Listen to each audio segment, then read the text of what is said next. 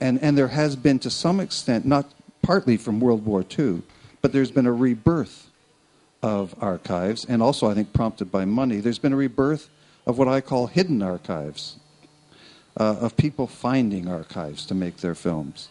So this is almost a new genre that's come up, partly, I guess, because you now have digital technology that can make archives look new and clean. But that's just one little observation that I can't help but notice, given the spot I'm in. As I said, there are trouble spots and points of recession that we all have to cope with. I can't help but notice that in Canada, there are commercial stations that are in real trouble, including one now that's in bankruptcy protection. I can't help but notice that at PBS, the WNET station, which is where Wall Street is and where a lot of their supporters are, market from the stock market, that station is having problems. So you see these trouble spots all around. And I guess I always keep looking for new trends coming up and what's happening. And as well as the found archives thing, I'm starting to see a return in my genre that I'm most interested in, which is history, what I call experience-based history. And for a while we had 1900 House and all those types of genres. There was a Prairie House in America, where you put modern people into old history situations and you sort of follow them. And then it went down for a while, as everything does. And now, all of a sudden, one of the top programs, for instance, in the UK is Victorian Garden, which is getting about 4 million people. And a whole bunch, and there's a few of these starting to emerge now again. Slight difference, slight change. And actually, the last thing I would say to you, these are all just little snapshots. In history right now, the largest producer of history are the Germans in terms of the world out there. If you are a history producer and you want a partner, my one-line advice to you is learn from the Brits, deal with the Germans. Thank you. Thank you very much. Phil Cox. Phil is an independent producer, native voice, but also, if I understand, teaching at the London Documentary School. So we've invited you here with that dual hat as a pedagogue and as a producer. And if you can tell us who you are, what your company is, and your vision of the state of documentary. Hello, my name is Phil. My name's Phil. I'm a director of Native Voice Films, which is a production company in East London. Basically, all our content, the films we do, is all international.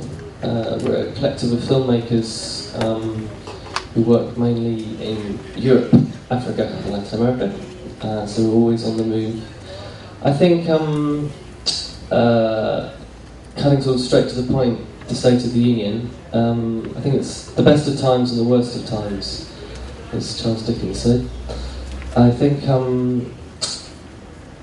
if we think the film that I'm working on now, which is a feature documentary, we're based in London. Our first broadcaster is Denmark. Our next chunk of money is an internet film sites in America, and music producers EMI and Virgin, possibly a corporate brand, and more broadcasters coming on board. So when I want to talk about the best of times, I think we've had to learn to really diversify, look outside, be creative, or else we'll sink. People talked a lot about the worst of times, recession, the problems broadcasters face. In a sense, I have to get around that. I have to find other solutions, or else I'm out of business.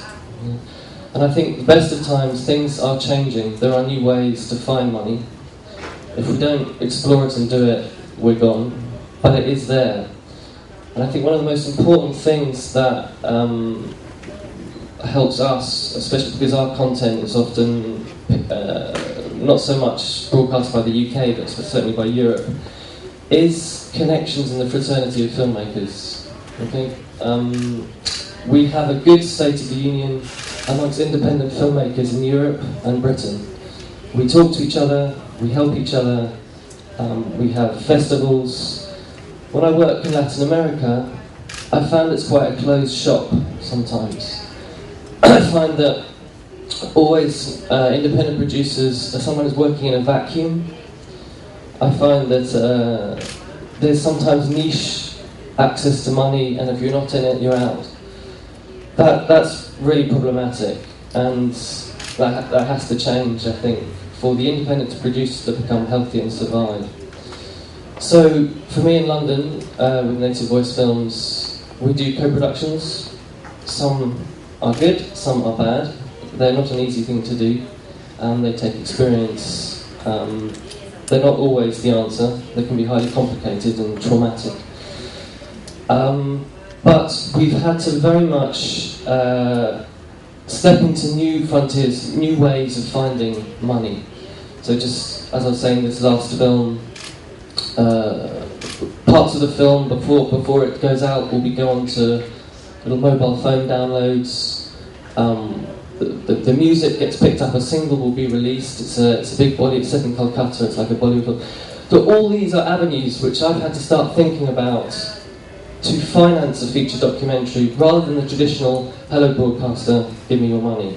Yeah, so we really have to be thinking outside, and that is starting to happen. There's some people are quite entrenched against it, and that could be an issue. I think the fact that we're all here is a fantastic start. Many of my colleagues in Latin America have been asking for things like this for a long time, so I'm very happy to be here, and I hope we'll be having many conversations over the next week. Thank you. Next to him is Norm Wall. Norm is the president and CEO of the CFTPA, the Canadian Association of Independent Producer, a counterpart to ABPI.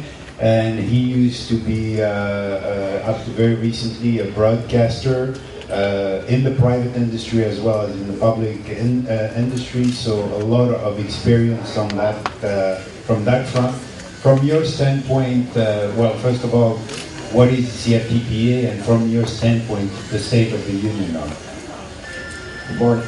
Good morning. It's great to be here in Rio again. It's a lovely place. The people in Canada often joke that I came over from the dark side to the light side, because I was a broadcaster for about 32 years. I was in charge of the documentary department of the Canadian Broadcasting Corporation English for some years. I then went over to private enterprise and ran 13 specialty channels, including Canada's History Channel. I worked with independent producers on literally thousands of hours of projects, commissioning them. And then I actually took early retirement when our company got bought out, and I got seduced back in by my friends, the producers, who decided they would like me to lobby on their